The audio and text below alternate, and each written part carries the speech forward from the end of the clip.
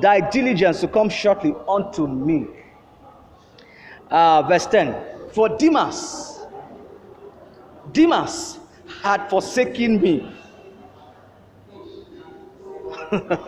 having loved this present world, and is departed unto Thessalonica. Look at the place he went to. Then from there, I don't know where he was going to, all these places, and was doing. He was looking for some things here. From Thessalonica, he didn't settle there. He still went to Christians, to Galatia. Even Paul knew his movement. He was not settled. He left the call. He left the assignment. So he was not settled. He was moving from one place to the other, jumping from one place to the other, because he forsook the labor, the kingdom business. Two things he forsook at the same time. He left the race and left the task. And what moved him? Paul said, nothing will move me. But for Demas, what moved him? The love of the things of this world moved Demas from his position. Some of you, if you're not careful, your choice of what to do is because of the things of this life. So you're going to be moved from your position. Where God wants to place you might seemingly not have initial financial benefit, but that is where he placed you. But because you're looking at the reward, you move yourself, or you allow the love of money to move you from where God has assigned you. You are beginning to miss it. So we see that we're dealing with don't quit. And my emphasis tonight is that there's a race, there's a task, and there are distractions. And the Lord is encouraging our hearts that nothing should make you to quit. There are things that will want you to quit the race. There are things that will be like a distraction. So Paul said, Demas, there was a laborer along with Paul. No, Paul was saying this with a lamentation. He was saying with a pain in his heart. That Demas was a co-laborer with me. We've been traveling together. We've been laboring together. And there was a crown. Just like God had prepared a crown for me, he also prepared a crown for Demas. But for Demas, that the word the Bible said, he had forsaken me. There's another version that uses another word. He deserted. That's even the stronger word.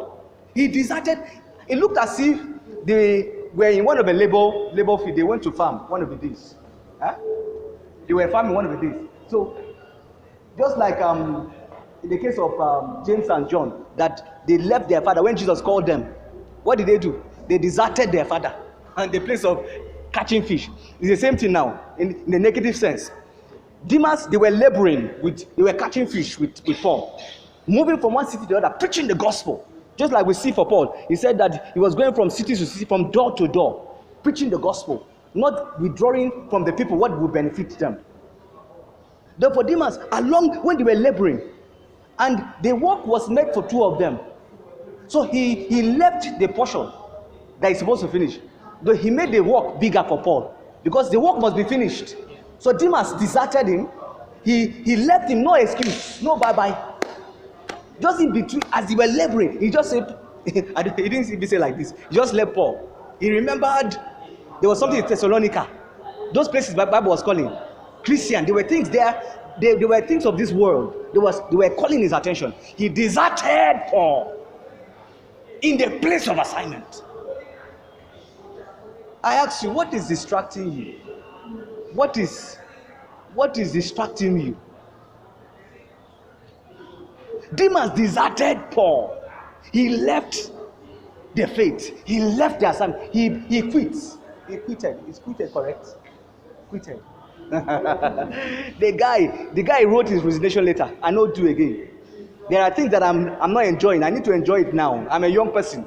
I'm a young person. Let me, just like Solomon, he said he was a young person. He said, let me enjoy life. And that was a big distraction. The Bible said he forsook Paul. There were two things that he left. He also left discipleship. He was with Paul. He was coming along with Paul. Paul was God was using Paul to carry him along as